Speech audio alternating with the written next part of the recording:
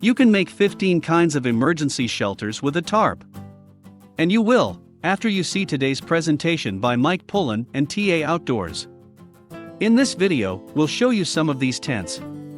If you want to see everything, please visit freedomprepper.com. Now, let's see. The TARP, or Troubled Asset Relief Program, was a Treasury response to the financial crisis of 2008 and a gift from our Socialist Democrat President, W. No, wait. Sorry, wrong TARP. A tarpaulin is just a strong sheet of waterproof material, used for a multitude of purposes. You certainly, if you've lived long enough, have used one for something. Covering something outside, as an emergency patch on a roof, or removing your teenage daughter's boyfriend.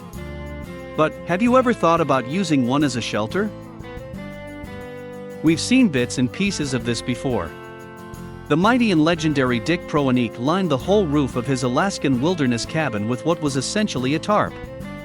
He humorously got around the idea of rustic construction cheating by theorizing that if the pioneers had had polyethylene, they would have used it.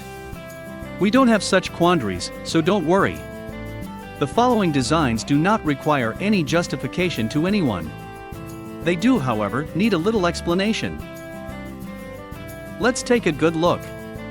Carry a tarp in your pack. They're light, easy to set up, and extremely versatile.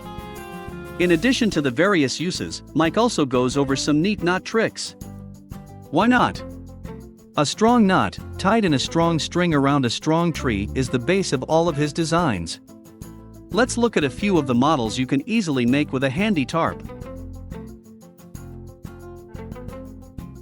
Adirondack Shelter.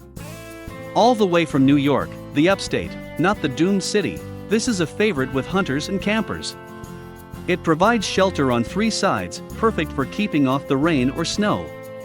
It works very well if the 4th, open side is where the campfire is. Here's a tip: gauge which way the wind is blowing, and angle the backside of the shelter into the breeze.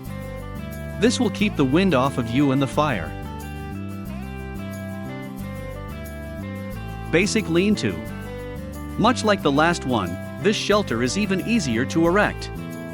It only offers true protection on one rear side, so it may not be as ideal for harsh weather. Still, it is one that you get up and get under fast. A-frame shelter. Yes. This does look a whole lot like the old pup tents we used to use. All you do is drape a tarp over a taut line and secure the bottom edges on each side with pegs. This design offers substantially more coverage on the sides. One open end can face a fire. The other can be blocked up with gear or placed next to a natural wall like a rock or bush. The body bag. It's not what you thought, not a place to deposit the daughter's boyfriend, though it could be modified. This is essentially a compacted A-frame with a floor. The far end is small enough to easily close off in the event of inclement weather. If it is nice out, then leave it open for ventilation. Either way, this one will keep you from direct contact with the potentially wet or cold ground. Your sleeping bag and pad will do the rest. Stealth shelter. It's so called because of the low profile. Otherwise, it offers much the same coverage as some of the others, just without the headroom. Use this one when you want to keep out of sight. You know when stealth is important, know the tarp tent for the job. If the site is carefully selected, then you could remain hidden from view by surrounding cover, be it trees, grass, or rocks. Tarp tent. This one is a little more complex, requiring additional folding and tying off, a work of tap origami. It also comes the closest to the comforts of a modern pole tent.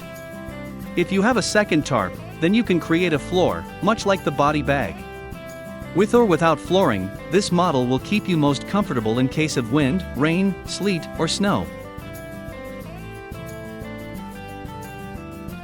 These are all great, and they are all doable. And Mike covers yet more ways to use a simple sheet to shelter on the fly. I'm sure you're ready, so hit the link and see the full video.